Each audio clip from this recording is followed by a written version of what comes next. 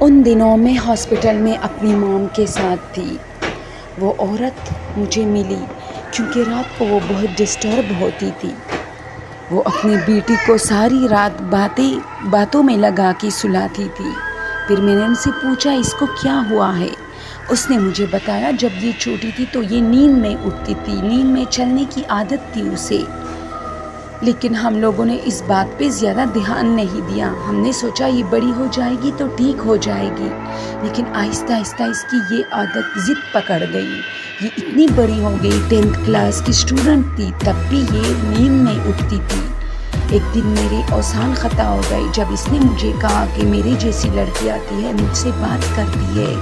میں نے اس کو سمجھایا کہ ایسا کچھ نہیں ہے، اور ایک دن میں نے اس کو ایک ویران کمرے میں پایا۔ اس کمرے میں ہم لوگ زیادہ نہیں جاتے تھے۔ میں نے اس کو سمجھایا کہ رات کو ایسی جگہوں پہ نہیں آتے، لیکن اس نے مجھے بتایا کہ امی وہ مجھے بلاتی ہے ایسی جگہوں پہ۔ پھر میں نے اس بات کو اگنور کیا۔ جب مجھے اس بات کا بخوبی اندازہ ہو گیا کہ اب یہ کافی زیادہ بیمار ہے، میں نے اس کو ہاسپٹل میں داخل کرایا۔ پھر ایک دن اس کی سسٹر کی کال آئی اور اس نے مجھے کہا کہ آپ کی پیشنٹ کافی سیریس ہے۔ جب میں آئی تو اس نے مجھے بتایا رات کو یہ کسی سے بات کرتی ہے۔ میں نے کہا یہ ویسی ہی باتیں کرتی ہے۔ اس نے مجھے کہا نہیں۔ جب میں آئی تو واقعی کوئی تھا کمرے میں، لیکن میرے آتے ہی چھپ گیا تھا جیسے کوئی سایہ۔ میں نے کہا ایسا کچھ نہیں ہے، لیکن میں کافی پریشان تھی، اور اب میں اس کے ساتھ ہاسپٹل میں رہتی ہوں۔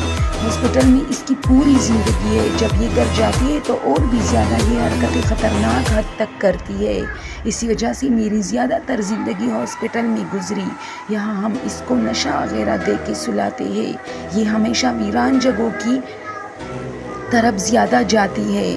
میں کافی پریشان تھی اس لڑکی کی باتیں سن کے۔ وہ کافی بیمار تھی اور کمزور تھی، اور اس کے بعد جب میں گھر آئی تو مجھے پتہ نہیں چلا کہ اس کے ساتھ آگے کیا ہوا تھا۔ دوستوں یہ چھوٹے چھوٹے واقعات کافی ڈراؤنے اور ہارر ہوتے ہیں۔